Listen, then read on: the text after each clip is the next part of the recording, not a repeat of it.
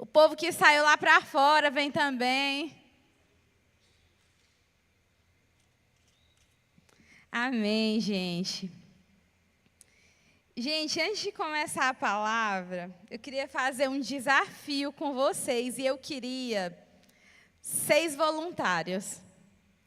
E se você não se voluntariar, eu vou escolher. Então, aconselho a se voluntariar logo. Vocês vêm? Vocês vêm? Pode subir aqui, sobe no altar. Enquanto elas vão subindo, quem mais se voluntariar pode subir também. Se não se voluntariar, eu vou escolher. Ó, só 2. É seu jeito, né? Vou ter que chamar. E você vai ser obrigada a vir. Queria chamar, deixa eu ver, a Valquíria. Vem, Valquíria. Completou 3 meninas. Vou chamar 3 meninos agora. Vem, tu aí de preto. Vem no meio, tu. Vem, tu. Deixa eu ver quem mais. Aquele bem ali de azul. Tu. Venha. E dos meninos, daqui, desse lado agora. Não, Eduardo já fez a oferta. Vem, Vinícius. Voa. Ligeiro, ligeiro. Corre, corre. Gente, vocês vão ter que fazer uma coisa assim. Não sei se vocês já tiveram que fazer isso na vida de vocês algum dia, mas hoje vocês vão ter que fazer. Vocês topam? Vocês confiam em mim? Confia? Vocês vão fazer o que eu pedi? Vão? Certeza? O menino está começando a ficar duvidoso. Ó. Amém, vou começar. Vou entregar isso aqui para vocês. Pega. Esse aqui de trás para a Valquíria. Pega, Valquíria, esse é teu. Esse daqui, pega para tu. Esse aqui, pega. Pega. E esse aqui é teu. Pronto. Você acha que eles vão ter coragem, gente? Vão ter? Quem aqui acha que eles são corajosos? Levanta a mão. Eu vou duvidando aí de vocês. Gente, eu queria que vocês bebessem o que está dentro desse copo. Vai beber. Beber. Beber, tem que beber todo. Espera elas ali beberem também. Tá bom, geladinho? Tá bom? Gente, o que vocês acham que tinha dentro desse copo? Tem certeza? Tem certeza que era só água?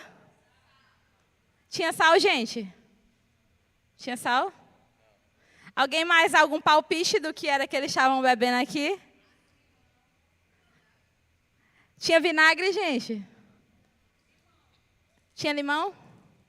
Algum de vocês? Tinha açúcar? Tava com gosto de quê? Diz aqui. De água. Tava com gosto de quê? Água. Gosto de quê? Água. Água. Água. Água. Gosto de água, né? Todo mundo só sente gosto de água. Vocês não vão ficar com raiva de mim, não, quando eu disser. Certeza, né? Vamos dizer, não ficar com raiva. 3 desses copos, gente, tinha uma gotinha de água de esgoto. 3 deles. E os outros 3 tinham uma gotinha de xixi.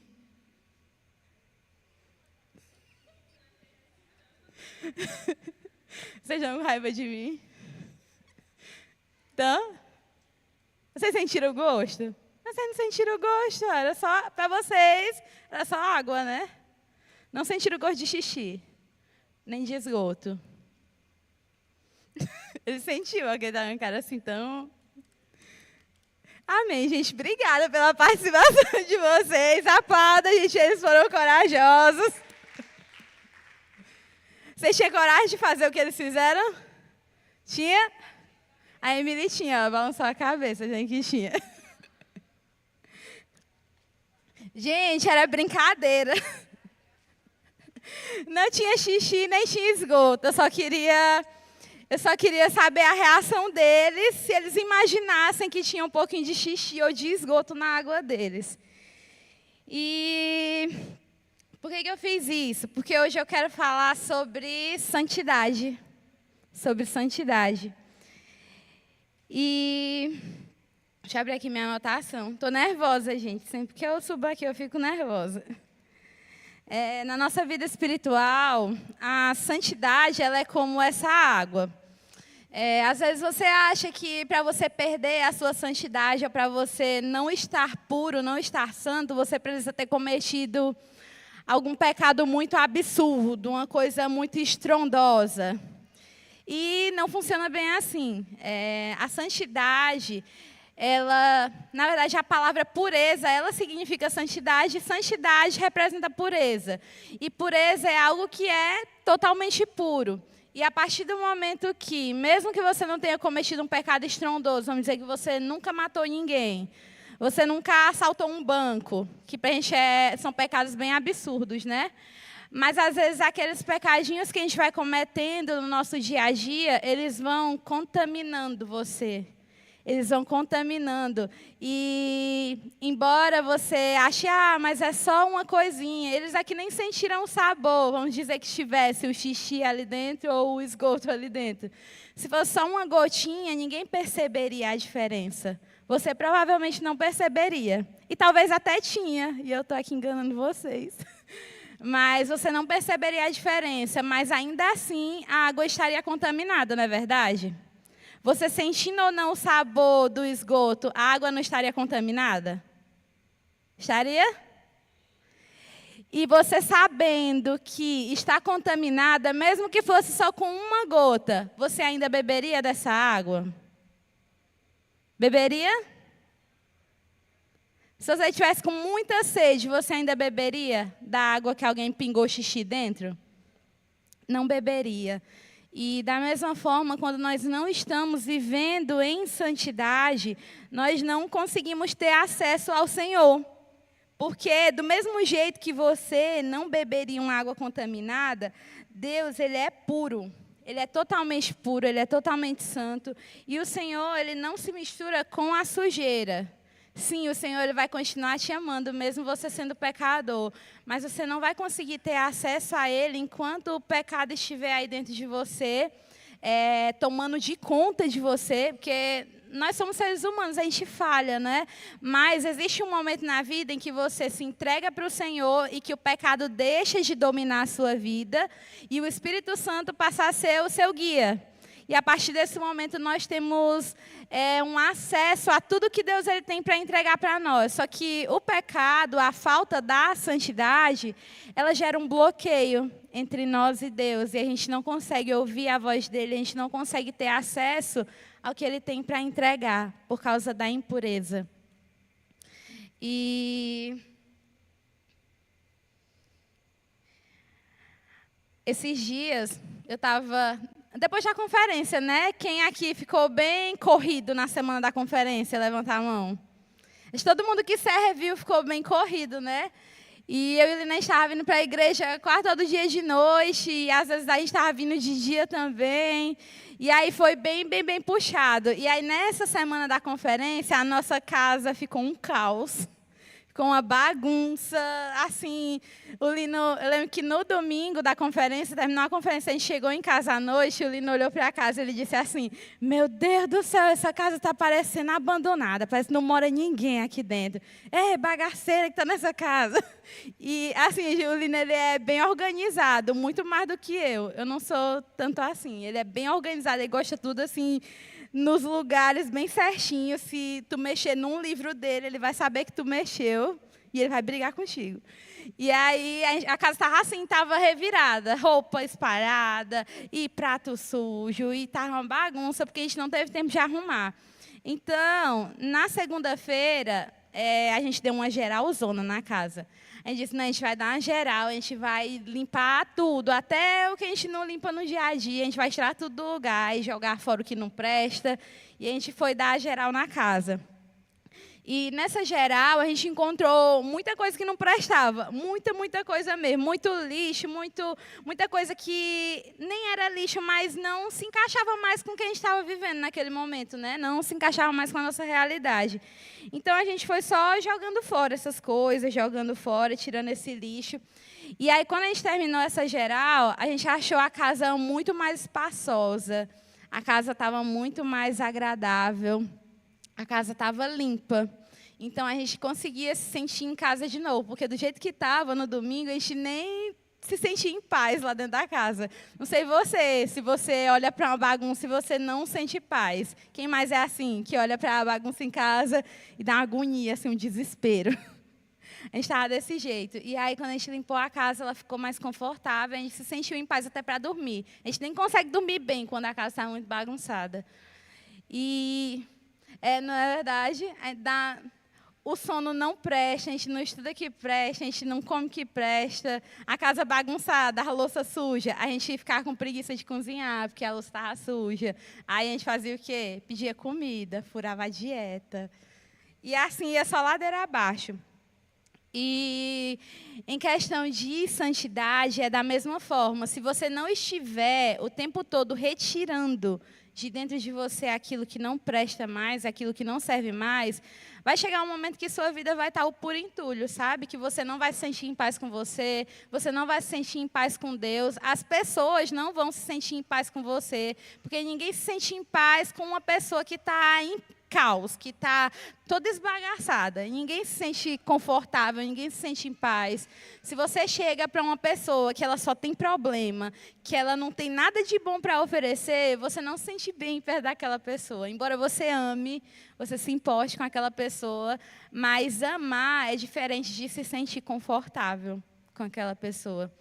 E é do mesmo jeito com a santidade.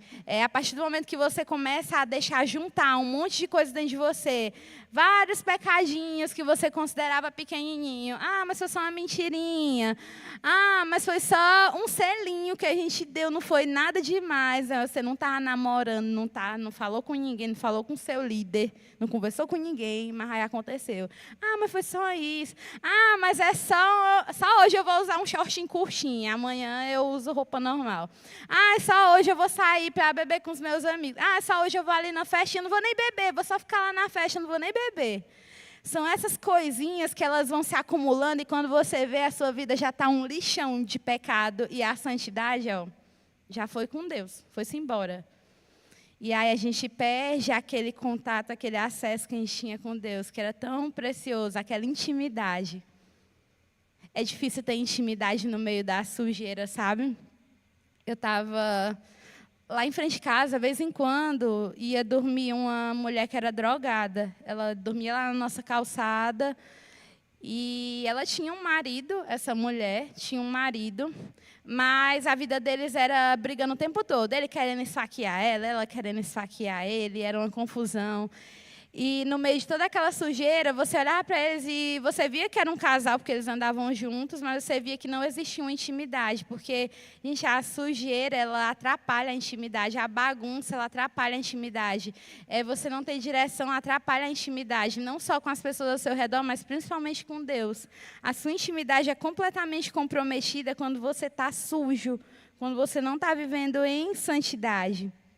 Um outro exemplo que a gente pode usar para, como é que eu posso dizer, para representar a santidade é tomar banho. Quem aqui tomou banho hoje, levanta a mão. Se você não levantou, misericórdia. Gente, tomar banho é uma coisa necessária, né? Importante tomar banho. Muito importante. Para você e para a pessoa que está aí do seu lado, que não vai precisar aguentar a caatinga. Então, tomar banho é importante. Mas se você banha só uma vez, você já vai estar limpo pelo resto da vida? Hã? Amém. Se você toma banho só uma vez, você vai estar... Pronto, se você tomar banho hoje, amanhã, no final do dia, você ainda vai estar limpo? Não? Vai, tá sério. Ainda mais as pessoas que não usam desodorante. Se você tomar banho agora de noite, amanhã meio-dia, estou botando mais perto, te falar do antes à noite. Amanhã meio-dia, você ainda vai estar limpo? Eita, cara calado, tu viu? Valeu. Não, gente, meio-dia, você vivendo em Presidente Dutra como eu vivo, nesse calor que a gente vive, acho que meio-dia você não está mais limpo, não. Já suou, já ficou fedorenta, já fica preguenta, fica toda preguenta. Talvez ainda hoje à noite você tomou banho antes de vir para o culto, talvez no final do culto você ainda vai estar se sentindo limpo, mas vai chegar um momento que você vai se sujar de novo e você vai ter que se limpar. E para viver em santidade é do mesmo jeito. A gente precisa estar se limpando, se lavando, se colocando diante de Deus para ser purificado todos os dias. Talvez você me diga, mas eu já me converti há não sei quantos anos. Eu tenho 10 anos de convertida. Fiz agora em abril, 10 anos. Mas eu já me converti, eu preciso me converter de novo? Não, você não precisa se converter de novo, mas você precisa se manter puro. Você precisa se purificar todos os dias e é uma tarefa diária, gente. Se você não pratica isso todos os dias, vai chegar um momento que vai estar aquele entulho de novo, vai estar tudo bagunçado. Porque santidade é o que você precisa praticar diariamente. É você chegar no final do seu dia e você analisar tudo que você viveu naquele dia e parar para pensar, onde foi que eu errei nesse dia? O que foi que eu fiz que desagradou o Senhor? O que foi que eu fiz que eu podia ter feito diferente? O que foi que eu fiz hoje que Jesus não faria? Acho que a minha melhor forma de identificar onde é que eu estou falhando é me perguntar se aquilo que eu fiz, se Jesus ele faria aquilo dali. Exemplo, eu menti hoje para minha mãe, menti hoje para o meu marido. Será se Jesus, ele sendo como ele era, sendo santo e a nossa referência, ele faria aquilo que você fez? Ele teria mentido também? Será se Jesus teria ido de madrugada para a casa daquela menina? Será se Jesus teria roubado o dinheiro daquela pessoa? Ou os bens daquela pessoa? Será se Jesus, ele teria, ele teria saído para a festinha com os amigos para beber? Depois de sair do culto. Jesus, ele faria essas coisas? Se o que você faz, Jesus não faria, então, o meu conselho para você aqui, você deixe de fazer. Eu sempre penso isso, porque às vezes a gente está num nível de cegueira que a gente acha que tudo que a gente está fazendo está certo. Que a gente acha que falar mal do irmão está certo. Que a gente acha que fazer fofoquinha está certo. Que a gente acha que, eu ouvi uma história de fulano, não é nem teu amigo, tu ouviu e tu foi e contou para outra pessoa. Você acha que Jesus faria isso? Jesus ia chegar bem aqui e ia dizer, ei, Júlia, tu ficou sabendo que fulana caiu em pecado. Acredita, foi tirada do ministério, não vai mais servir na igreja. Na cabeça de vocês, Jesus faria esse tipo de coisa? Eu acho que não. Eu acho que primeiro Jesus não iria falar sobre isso, e segundo, se Jesus ele fosse tocar nesse assunto, seria com a pessoa para ajudar ela. Então, essa é a minha medida, de medir o que eu estou fazendo que está errado, o que eu estou fazendo que não está agradando o Senhor. Eu me pergunto se Jesus estaria fazendo aquilo que eu estou fazendo. E é muito fácil, sabe, do pecado ele se instalar na sua vida sem que você perceba. Porque isso não começa de uma forma assim estrondosa. Ninguém tropeça numa montanha. Você já tropeçou numa montanha? É muito grande, né? Logo a gente vê ela. Essa caixa de som, acho que dá para tropeçar nela. Mas é mais fácil eu tropeçar numa coisinha menor do que nessa caixa de som, porque ela é bem visível. E com o pecado é do mesmo jeito. Você não vai tropeçar numa coisa gigantesca. Vai começar com pequenos tropeços. Uma coisinha aqui, uma coisinha ali. E quando você vê, você já está largado no chão e nem consegue se levantar mais. E eu estava conversando com uma pessoa da minha célula sobre isso. A pessoa passou por um problema bem difícil. E aí ela disse, eu devia ter falado quando eu estava sendo tentada. Porque aí, se eu tivesse falado, talvez não teria acontecido. E eu concordei com essa pessoa. Porque, gente, é muito melhor você chegar e confessar a tentação que você está fazendo, que você está passando, quer dizer. É muito melhor você confessar essa tentação do que depois você ter que confessar o pecado. Às vezes a gente, por ter o ego muito inflado, por ter vergonha, ou até por medo de alguém espalhar aquela sua tentação, você não chega e fala com as pessoas. E isso é importante e é bíblico. A Bíblia fala que nós precisamos nos confessar uns aos outros. E aí, quando você chega para alguém de confiança, claro, porque a gente não pode sair abrindo a nossa vida para qualquer pessoa, é até perigoso, né? Mas você chega para uma pessoa de confiança e você confessa, olha, eu me senti tentada a assistir pornografia. Me senti muito tentado e está sendo muito difícil, está sendo uma semana complicada. E aquela pessoa ela vai orar por você. Quando você estiver sozinho e você estiver perto de vacilar, você vai poder ligar para ela e dizer, meu irmão, eu estou daquele jeito lá. Estou sentindo aquele negócio de novo. Tem como a gente sair para algum lugar? Bora sair, bora jogar, bora sair para conversar, vamos sair para lanchar alguma coisa. E aí, naquele momento, por você ter confessado a sua tentação, você deixou de pecar. Porque você confiou numa pessoa de Deus e aquela pessoa te ajudou a se manter em santidade. E isso é uma coisa que eu carrego para a minha vida. Sempre que eu estou à beira de cometer um grande vacilo, eu já falo logo para o Lino. Eu falo, amor, eu estou desse jeito. Eu acho que uma das minhas maiores lutas até hoje, acho que sempre foi minha maior luta e provavelmente sempre vai ser. A Bíblia diz que Paulo ele tinha um espinho na carne, né? Que ele tinha que lutar contra aquilo ali e suportar aquilo ali durante toda a vida dele. E eu já tive problema com depressão, e vez ou outra, os sintomas da depressão, eles ficam querendo voltar e jogar coisas na minha mente. E sempre que eu sinto que eu já estou caminhando assim, minha mente já está indo para um lado mais sombrio, a primeira coisa que eu faço é falar para o meu marido, que é uma pessoa que eu confio totalmente. Então, antes de pecar, antes de pensar em cometer o pecado, eu confesso primeiro, ele ora comigo, a gente conversa, eu choro, e aí toda aquela vontade de fazer o que não é certo vai indo embora. Porque funciona assim. Se a Bíblia diz que é para ser assim, é porque funciona, gente. E eu queria deixar isso para vocês. Se você estiver tendo problemas com o pecado, comece a confessar sempre que você estiver se sentindo tentado, que vai ser muito mais fácil lidar com o pecado. E, às vezes, a gente acha que esse pecado, por ele estar escondido, ninguém viu, ninguém ficou sabendo, está tudo bem. Mas não está, gente, não está tudo bem. Eu lembro que uma vez, lá na casa da minha mãe, lá tudo forrado, e aí um rato morreu no forro. E aí passou uma semana, a gente estava sentindo aquela caatinga, aquele cheiro forte, estava péssimo. E a gente não sabia o que era, a gente vasculhou a casa todinha, a gente procurou se tinha alguma coisa podre, se era lixo, o que era, e a gente não sabia o que era, a gente não encontrou nada. E aí passou 2 semanas e a gente estava insuportável viver dentro daquela casa, não tinha como, estava assim, insalubre. E aí o pai, passou pela cabeça do pai que poderia ter morrido um rato no forro. Aí ele foi e chamou um amigo dele que... Ele era bem desenrolado, não sei como, mas ele entrou dentro daquele forro e ele tirou o rato.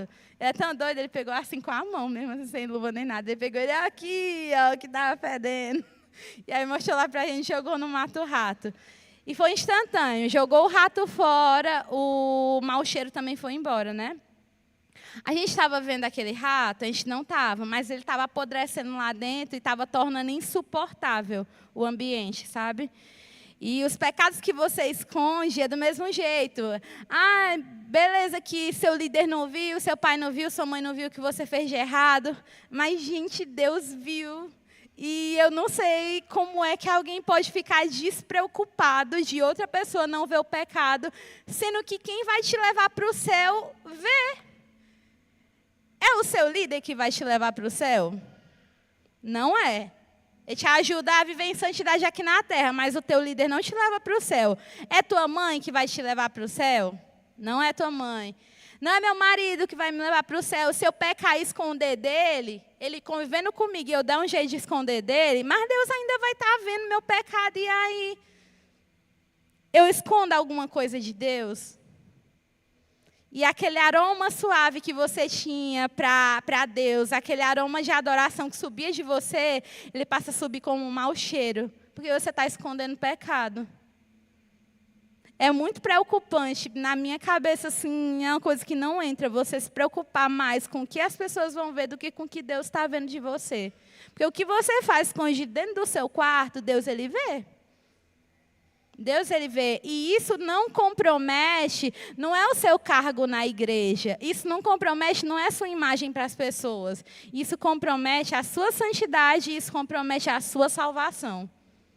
Porque se você não tirar aquele rato morto dali, se você não confessar esse pecado, jogar aquilo ali fora e não se arrepender, vai chegar o dia que a gente vai estar lá diante de Deus e o Senhor, Ele vai colocar diante de você, Ele vai botar assim todas as cartas na mesa. E aí, valeu a pena ter escondido das pessoas? Valeu a pena não ter se arrependido, não ter jogado aquele rato fora? Confessar é importante e Deus, Ele está vendo tudo que você está fazendo. A santidade é Ele quem dá. A santidade não é uma coisa que eu posso ver. A santidade, ela transparece na gente, sabe? Quando você está vivendo em santidade, as pessoas, elas percebem ao seu redor que você está vivendo. Elas sentem algo diferente perto de você. Elas veem uma luz diferente. Não sei se já aconteceu com você, depois que você se converteu, alguém chegar e dizer: ah, eu sinto uma cor tão boa quando eu estou perto de ti. Alguém aqui já ouviu isso? Se você já ouviu, levantar a mão, só para não saber que não sou só eu. Várias pessoas já ouviram. E é maravilhoso a gente ouvir isso, sabe? Alguém chegar e dizer: nossa, eu me sinto tão bem perto de ti, eu sinto uma paz tão grande. É legal também quando você nunca disse que é crente e a pessoa chega e pergunta: ei, tu é crente, né? Aí tu, é. E aí a pessoa: ah, é porque eu vi uma coisa assim diferente em ti, então eu imaginei que tu fosse crente. É maravilhoso ouvir isso. Mas você também pode fingir a santidade e estar cheio de pecado por dentro. Vai chegar uma hora que as pessoas vão perceber que aquilo ali é falso. Mas, principalmente, Deus está vendo que não é de verdade. E isso é muito pior. Meu Deus, deve ser horrível chegar diante de Deus e Ele dizer: meu filho, eu vi tudo que você fez e eu vi que você estava fingindo e eu não entendo. Por que você não me buscou? Por que você não se arrependeu? E não é impossível, gente, um jovem viver em santidade. Eu digo para você com toda certeza, porque talvez não pareça, mas eu ainda sou jovem. Eu tenho só 25 anos, mas me sinto com 15. Então, eu sou jovem, eu gosto de coisa de jovem, eu gosto de falar com jovens. Eu sou uma pessoa jovem e desde que eu me converti, que foi em 2015, a partir do dia que eu me converti, eu venho lutado para viver em santidade. E essa se tornou a maior meta da minha vida e o maior desejo do meu coração, viver em santidade. Já errei nesses 10 anos tentando viver em santidade? Com certeza.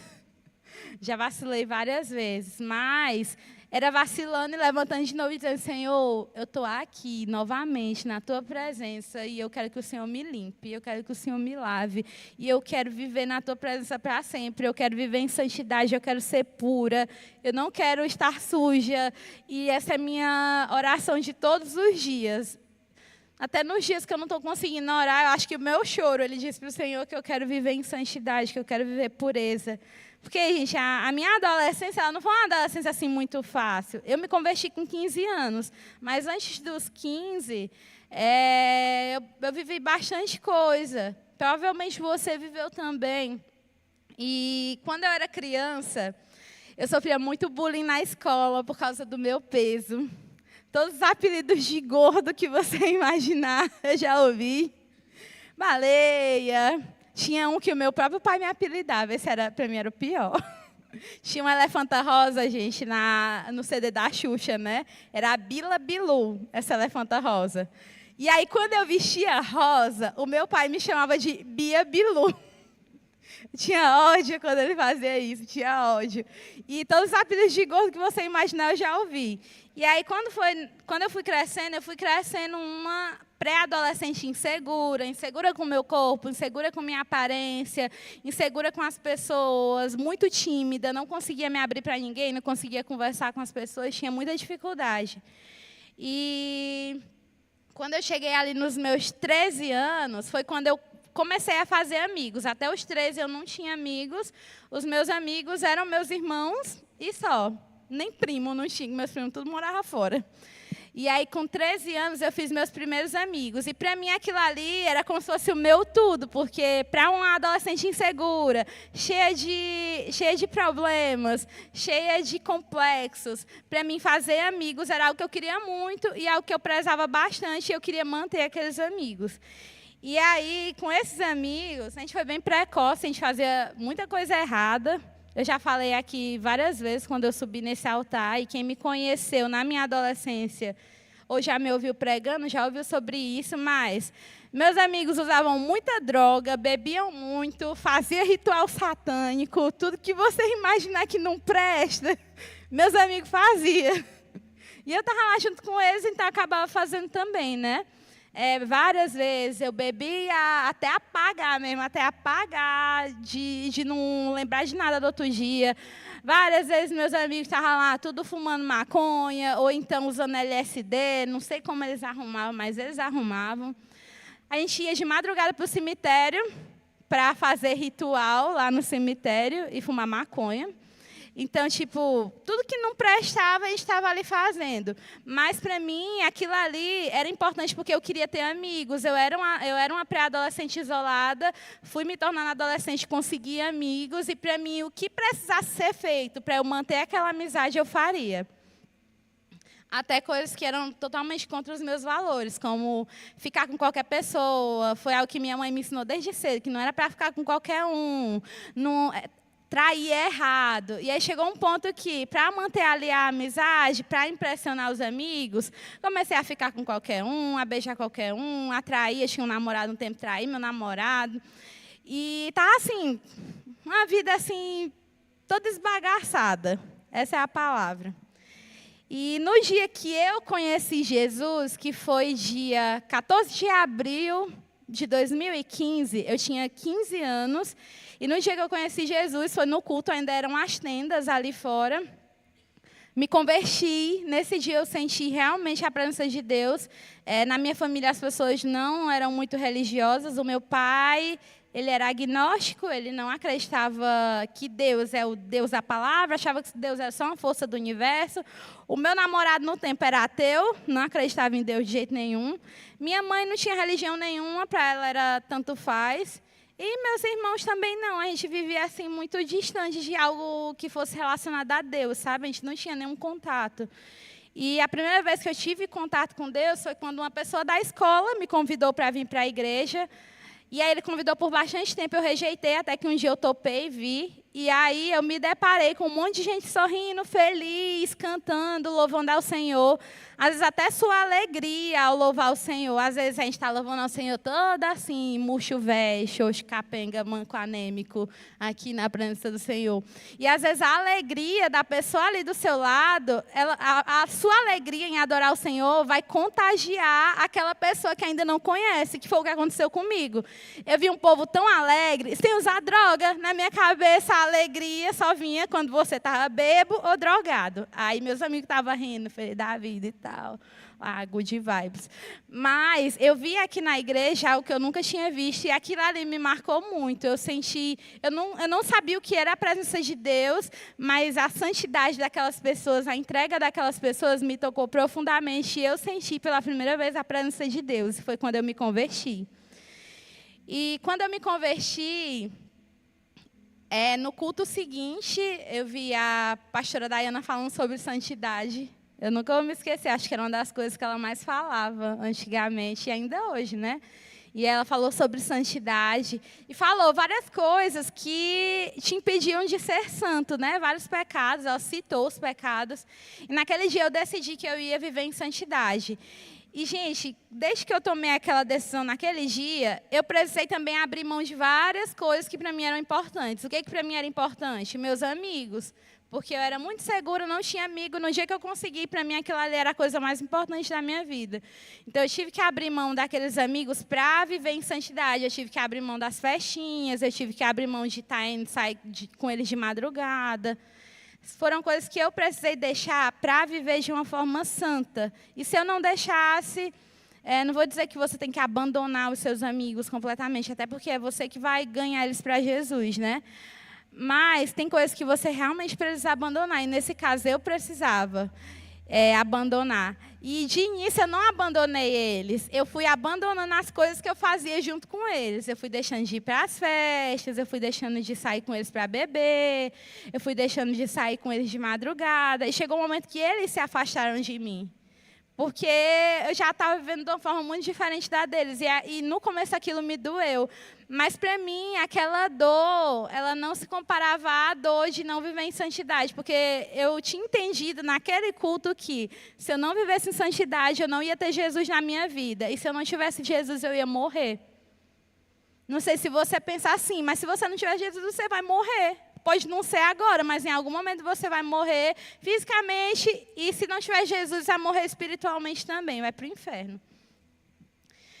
E eu precisei deixar o meu namorado do tempo também. Ele era ateu, né? E ele ficou bem chateado quando eu me converti, porque ele até achava crente. Mas ele ainda tentou me enganar um pouquinho, para eu passar mais tempo com ele, para ver se eu desistia da igreja. Na cabeça dele não ia durar muito tempo. Então, ele ainda insistiu um pouquinho. Quando ele viu que eu realmente estava comprometida com Deus, aí ele me deu um ultimato. Ou eu escolhia ele, ou eu continuava vindo para a igreja. E eu escolhi Jesus. E estou aqui até hoje, para a honra e glória do Senhor. E quando me chamavam para as festas, eu rejeitava. E eu parei de ouvir tanto aquelas pessoas e passei a ouvir mais os meus líderes. A minha discipuladora, ela estudava comigo, então ela me via o tempo todo na escola. E sempre que eu estava vacilando, ela ia lá e me dava um puxão de orelha. A Catarina chegava, na hora que ela via que eu estava assim titubeando, ela ia e puxava minha orelha. Por isso que é importante a gente ter pessoas de Deus ao nosso lado, para que a gente consiga viver em santidade. E aí, eu lembro que eu já tinha abandonado várias coisas. Eu tinha abandonado as festas, a bebida, o namorado e tal. Só que tinha uma coisa que eu não tinha abandonado. Eu sempre gostei muito de música. Ainda gosto de música, sirvo no Ministério de Louvor. E nesse tempo eu já tinha também deixado algumas músicas, que eram umas assim mais satânicas. Eu já tinha deixado, não, é de Satanás essa, então eu vou deixar. Mas eu continuava ouvindo Nath Roots. Que na minha cabeça, Nath Roots é da paz, é tranquila, é muito de boa, Nath Roots. As outras eram tipo, eu vou para o Satanás, eu vou para o demônio. Aí eu, não, essas aqui são do diabo, mas a do Nath Roots não é. E aí eu lembro que dava... Todos os meus amigos da escola eram músicos, gente. Eu sempre andei com músico. Então, tinha um que tocava guitarra, outro tocava bateria, outro tocava violão. E eles levavam as coisas para a escola e ficavam lá tocando. Quero ser feliz também. E eu lá no meio, crente, cantando Nath Roots junto com ele lá. Relembrando os velhos tempos. E aí minha discipuladora chegou para mim. Aí ela só puxou pelo meu braço. Quem conheceu a Catarina sabe que ela era bem discreta, né? Super discreta. Aí chegou e puxou pelo meu braço. Tu tá ficando doida. Tu não estava no culto ontem, não ouvi a palavra ontem. Tu tá doida, Bia, tá doida? Aí eu olhei para ela. Mulher, mas o que tem? Nath Roots fala de paz, fala de amor, fala de bondade, fala das minorias e tal. Eu era metida ativista, gente. Não vou dizer a palavra. Era metida ativista feminista, bem feminista. E aí eu falo das minorias, eles falam dos pretos e não sei o que e tal, defende as pessoas e o amor. Aí ela, mas escuta o outro pedaço da música. O outro pedaço era Flores Brancas, Paz e Iemanjá. E eu lá cantando, crente, a música para Iemanjá. Quem não sabe, Iemanjá é um deus da Umbanda, né? É um demônio. E aí, ela me despuxava e gritou comigo e disse, tu tá ouvindo? Tu não sabe o que tu tá cantando. Se tu bem soubesse o que tu tá cantando, tu ia ver que tu tá prestando adoração a outro Deus que não é o nosso. E aí eu fui ver e ela tinha razão, né? E eu gostava de dizer, nada a ver, nada a ver. E nessa hora eu concordei com ela, realmente. Outra vez que ela me deu um puxão de orelha, eu nunca vou me esquecer desse, foi por causa de filme de terror. Eu era bem das trevas, gente. Tinha um irmão daqui da igreja, o Emanuel, ele agora é lá da igreja Angelina de Teresina. Ele dizia que eu era trevosa. Que quem vê minhas fotos antigas vai ver, eu andava assim, ó. Deixa eu ver se eu consigo fazer de novo. assim, com lápis de olho preto. O cabelo era verde, meu cabelo era todo verde.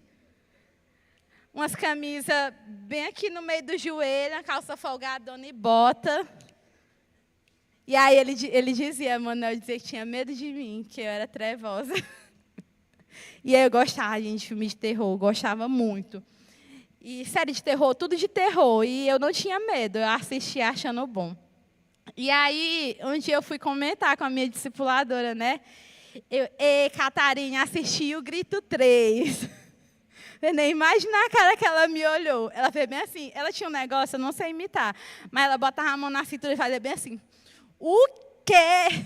Desse jeito. E ela olhou para mim, tu assistiu o quê, Bia? Aí eu, o Grito 3. Mas foi massa. Aí falando, achando o máximo para ela. Aí ela, Bia, tu não sabe que não pode assistir filmes de terror? Isso aí não agrega em nada na tua vida, não te santifica em nada. O que isso traz de bom para a tua vida? Eu, mulher, deixa de besteira, é só um filme. Nada a ver isso aí que tá falando. Ela, nada a ver? Tu sabia que nada a ver é a frase preferida de Satanás? Aí, desse jeito. E aí, eu, Catarina, mas não sei o quê, mas é só um filme, não vai influenciar em nada na minha vida. Ela, porra, assiste. Continua assistindo. E na hora que tu estiver lá, sentada no teu sofá, assistindo filme de terror, Satanás vai estar do teu lado comendo pipoca contigo. E isso me deu tanto medo, mas tanto medo, que eu não assisti mais. Não assisti mais. E eu tinha decidido que eu ia ouvir os meus líderes e todo o conselho que eles me dessem, eu ia acatar. Às vezes eu dava um trabalho para acatar. Dava, porque eu sou muito questionadora. Tipo, se tu chegar e me disser uma coisa, o Lino tem raiva disso, porque eu faço isso mesmo. Se tu me falar qualquer coisa, eu vou pesquisar na internet para ver se o que tu está falando tem algum rumo de ser verdade. E se tu vier me falar de alguém, eu vou querer saber se tu ouviu da pessoa, porque se tu tiver ouvido de terceiro, eu já não acredito em ti. Então, eu sou muito questionadora. Então, tudo que a Catarina me falava, eu questionava. E aí, eu ia parar para ver se era realmente verdade. Mas ela sempre conseguia me comprovar, através da palavra e do testemunho dela. Ela me dava um ótimo testemunho na escola. E aí, foi uma decisão que eu tomei. E eu ouvi os meus líderes, todos os conselhos que me dessem, eu estava absorvendo, porque eu queria viver em santidade. Qualquer coisa que viesse, que você dissesse que era da parte de Deus, eu ia questionar primeiro, porque eu sou assim, mas eu recebia, porque eu queria viver em santidade, eu queria viver uma vida diferente. E o meu sonho, quando eu era adolescente, era ser missionária. O meu sonho era ir para a África, para pregar para as crianças e alimentar o povo. O meu sonho era ir para a Europa, porque eu lembro que, quando eu me converti, o Marlon ele falava muito sobre as pessoas da Europa serem muito frias, né, em relação ao Evangelho. E o meu coração estava queimando. E na minha cabeça, eu ia chegar na Europa tacando fogo em todo mundo. Então, o meu sonho era ter dinheiro para ir para a Europa para pregar o Evangelho. Um dos meus sonhos de adolescente era expulsar demônio. Esse era um dos maiores sonhos que eu tinha. Ai, gente, era um dos maiores. E eu sabia que essas coisas eu só poderia fazer se eu estivesse em santidade. Então, eu buscava pureza todos os dias, porque eu sabia que no dia que aparecesse um demônio para me expulsar na minha frente, se eu não tivesse em santidade, aquele demônio ia me acusar. Ele ia me acusar, ele ia apontar o meu pecado. Então, eu estava sempre jejuando, eu estava sempre orando para que, na hora que chegasse o momento certo, e eu orava por esse momento, na minha cabeça eu ia só chegar e impor a mão na cabeça da pessoa e o demônio ia bater de retirada, porque eu estava muito santa. E realmente aconteceu isso, gente. A primeira vez que eu expulsei um demônio, foi bem assustador, mas ao mesmo tempo eu fiquei feliz depois, que eu fiquei, meu Deus, eu não fui acusada por Satanás, então eu realmente estou pura. Isso me deixou tão feliz, mas tão feliz. Eu fiquei, meu Deus, eu consegui. Se eu consegui é porque eu estou em santidade. Aquilo ali me encheu de alegria. E me encheu de alegria também pela pessoa que estava sendo liberta. Foi no evangelismo. E foi no meio da rua. No meio da rua. Do nada, assim, no meio do sol, manifestou. E eu saí no nome de Jesus. Realizei meu sonho naquela hora, de impor a mão na cabeça e expulsar um demônio. E às vezes, gente, me intriga muito que eu fico encucada. Isso é uma coisa que me deixa encucada. Que os adolescentes de hoje, que têm a minha idade naquele tempo, 15 anos, O sonho deles é relacionamento, é namoro, o sonho deles é sair com os amiguinhos para fazer isso e aquilo. E eu fico encucada, porque, tipo, no meu tempo, e os adolescentes que caminhavam comigo na igreja, a gente queria era evangelizar, a gente queria pregar, a gente queria expulsar demônio, a gente queria ter um dia a chance de estar aqui nesse altar pregando, né, Paty? Verdade. Sim. Assim como tinha um grupo que queria só relacionamento, né? Que só queria namorinho, que se convertia porque achou uma menina da igreja bonita. Mas o grupo que eu andava, o povo que eu gostava de andar era mais doido, era tudo doido. Eu não era doida não, mas eles eram. O Marlon era doido, a Joyce doida, tudo doido. O Igor, o Rodrigo, tudo meio assim, não eram muito... A Paulinha, tudo doido, doido, doido. E eu queria ser doida igual a eles. Era o meu sonho. Era o meu sonho. E a gente foi realizando. Eu lembro que quando a gente marcava uma reunião, todo mundo junto, a gente marcava na casa de algum irmão, que o pai ou a mãe deixasse a gente botar o som assim, topado. A gente botava o som topado e ficava todo mundo lá, pulando e dançando, e doidando, e caía no chão, e babava, e chorava, e falava em línguas. E esse era o tipo de reunião que a gente tinha, e era muito massa. E eu fico olhando para os jovens de hoje, eu fico, meu Deus do céu, por que eles não fazem isso? Por que ninguém assim toma uma atitude? Ah, você vai dizer, mas eu não tenho amigos para fazer isso. E, gente, mas naquele grupo que eu estava, foi uma pessoa que tomou a frente. E aí os outros acompanharam. E às vezes só está faltando você se manifestar, você se levantar e começar a buscar e arrastar outras pessoas para buscar o Senhor junto com você, para buscar a santidade junto com você. Mas se você é o jovem que se deixa levar por qualquer coisa que acontece ao seu redor, meu amigo não quer buscar o Senhor, não quer adorar. E aí como é que eu vou fazer? Eu vou fazer sozinho? Tu vai fazer sozinho. Quando eu morava em Teresina, várias vezes eu fiz isso sozinha. Eu abri uma célula sozinha na minha faculdade. Gente, na faculdade, o povo que estudava comigo, o meu curso é meio que de humanas, então o pessoal de humanas é meio estranho, né? Então, os meus colegas da faculdade, na hora do intervalo, eles iam para a estrada da quadra fumar maconheira, como se eu estivesse no ensino médio de novo. E eu me sentia muito excluída, porque eles terminavam, iam para o intervalo para fumar, ou então ia lá para o barzinho do outro lado da faculdade para beber. Terminava a aula, eles iam para as caloradas, e eu ficava me sentindo muito só, porque, tipo, na minha sala só tinha eu e mais uma menina crente, e a outra menina que era crente tinha filhos e não tinha tempo para nada. O tempo dela era para estudar, para trabalhar e cuidar dos filhos. Então, eu me sentia assim, meio isolada. E eu falei, quer saber? Eu vou abrir uma célula na minha faculdade. Fui lá nos meus pastores, fui lá no tempo, estava começando a Angela em Teresina, então cheguei para os meus líderes e falei que queria abrir uma célula. E eles disseram, não, a gente vai iniciar um movimento chamado GC Universitário, que vão ser várias células em várias universidades diferentes, e é tu que vai começar. E eu fiquei assustada, mas eu fiquei feliz. E a gente abriu essa célula na faculdade. Foi lá que eu conheci meu marido. Então, tá perdendo tempo, tá vacilando, tu que ainda não abriu tua célula. Mas na minha célula, eu conheci meu marido. Na minha célula, que é GC lá, várias pessoas se converteram. Várias pessoas estão até hoje congregando na Angelim. Várias pessoas hoje estão fazendo obras maiores do que as minhas. Eu fico olhando minhas discípulas de GC, que hoje elas estão já cuidando de vários outros GCs. Uma delas é supervisora, que é como se fosse o líder de rede aqui, né? Em Presidente Dutra, lá é supervisor.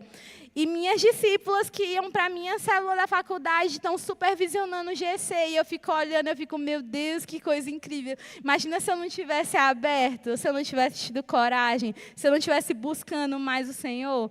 Porque o desejo de abrir aquela célula, ele só veio porque eu estava buscando o Senhor e porque eu estava buscando santidade. E vidas foram transformadas através daquele GC. E por um tempo eu fui a coordenadora de GCs universitários. A gente abriu GC em várias faculdades diferentes e muita gente se converteu. E sei lá, eu fico pensando, não sei, gente, eu queria que vocês passem para pensar no que vocês estão fazendo, assim, sabe? Principalmente os jovens, os adolescentes. O que você está fazendo da sua vida mesmo? Qual é o seu maior desejo no momento? Seu maior desejo é arrumar uma namorada?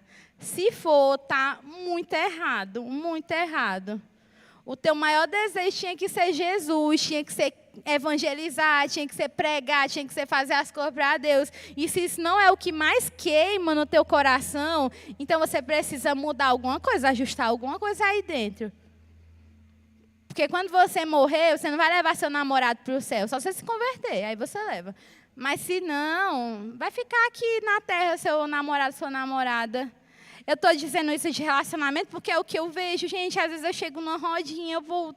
Só fala disso, só fala de fulano, de ciclano, de namoro, de não sei o quê. E eu fico abismada, eu fico indignada de verdade. E hoje em dia, o meu maior desafio, diferente dos meus 15 anos, meu maior desafio nos 15 anos era deixar as festas, as amizades, os namorinhos e tal e tal. Hoje eu acho que o meu maior desafio para viver em santidade é o dinheiro.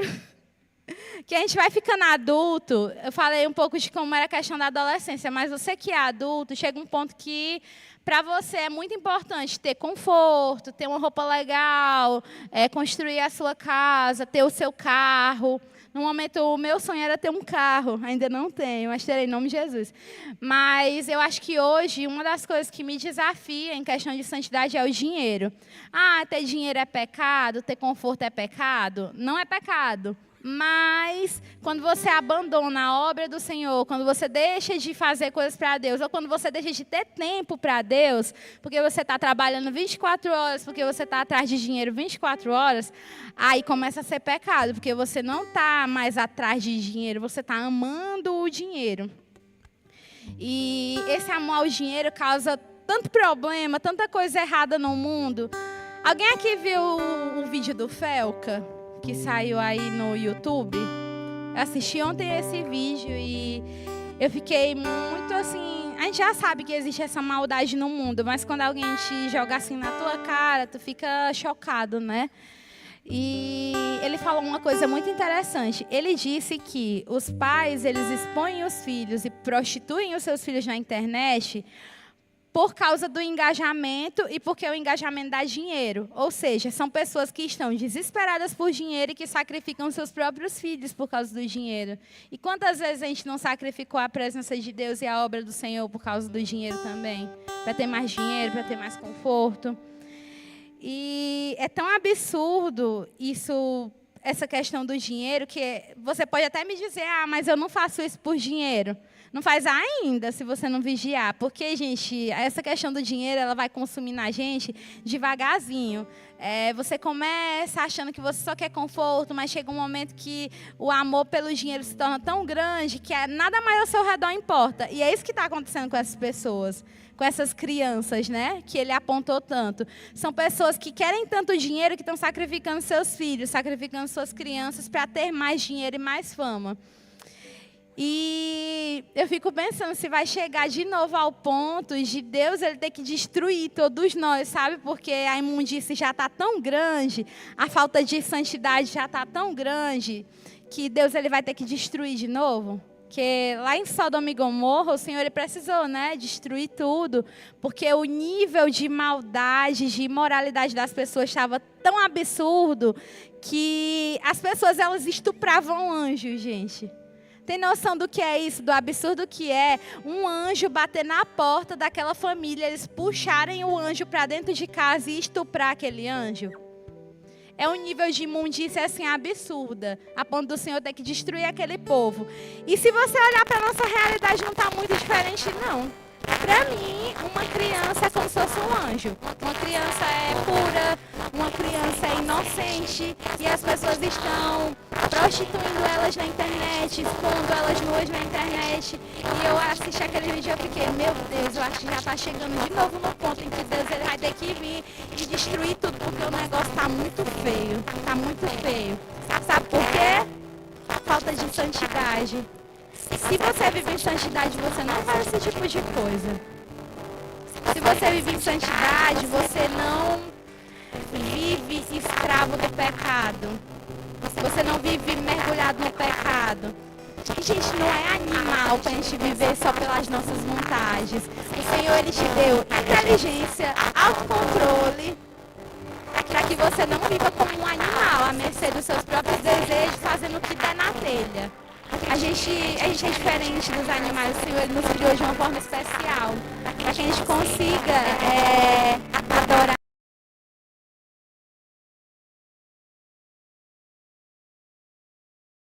Age como um animal. O que diferencia você de um porco, de um cachorro? E Deus, a Bíblia diz que Deus, Ele não vai entregar aquela preciosidade, aquela pérola aos porcos. Ele não entrega. E quando a gente está imerso no pecado, é como se a gente fosse um monte de porco dentro de um chiqueiro, só se lambuzando na lama. No lamaçal do pecado, sabe? E Deus, Ele não vai te entregar nada se você estiver assim.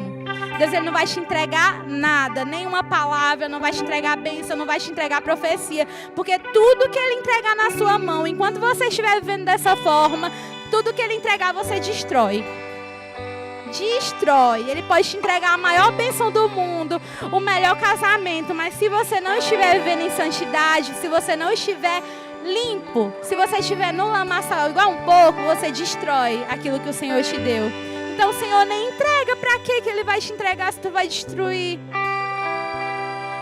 Nós precisamos viver em santidade, a gente precisa ser puro, porque a Bíblia diz que sem santidade nós não vamos poder ver o Senhor.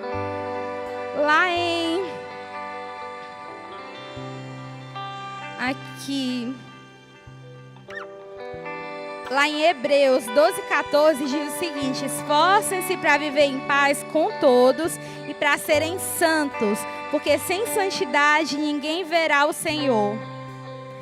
E lá em Levíticos 11:44 diz o seguinte: pois eu sou o Senhor, o Deus de vocês, consagrem-se e sejam santos, porque eu sou santo. Não se tornem impuros como qualquer animal que se move rente ao chão.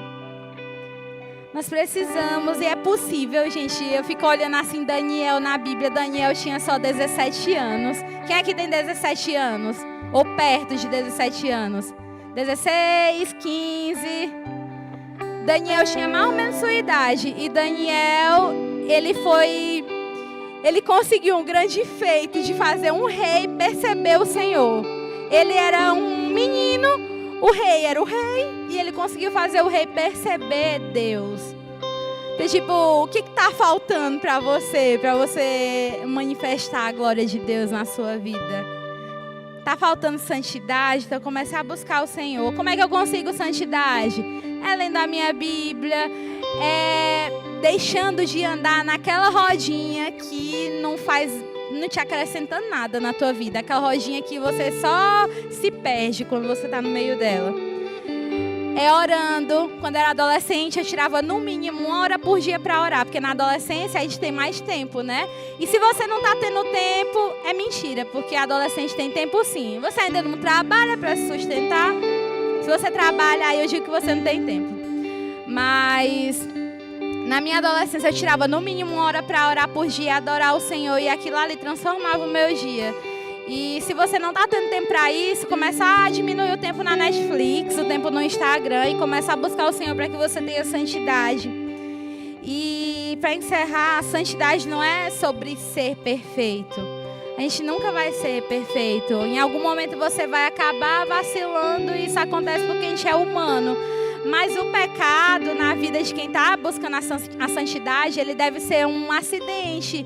Se você planeja aquele pecado, você já está no lamaçal de novo.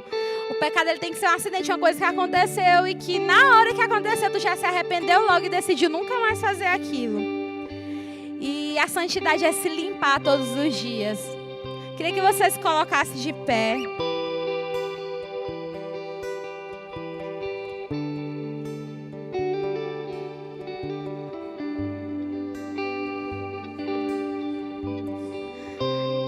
Pesado, sabe, ouvir esse tipo de coisa, mas a realidade é essa. A gente precisa abrir os olhos, gente.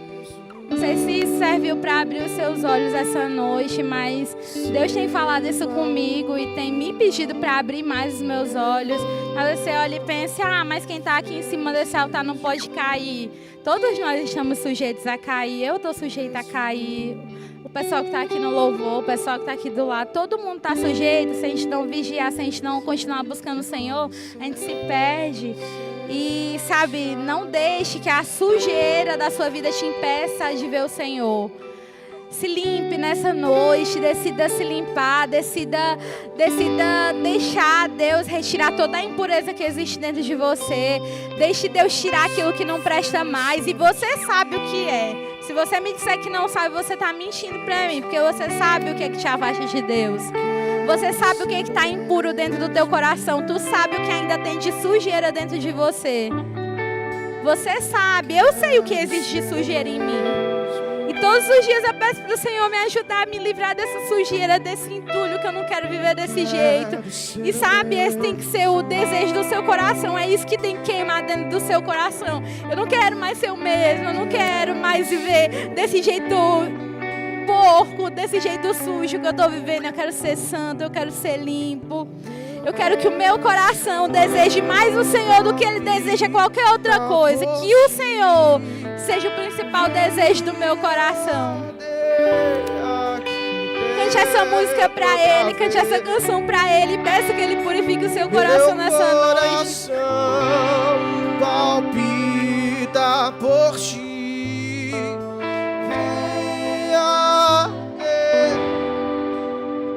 Diga pra Deus que você não quer mais ser o mesmo. Não meu quer. coração. Diga pra Deus, diga pra Deus. Palpita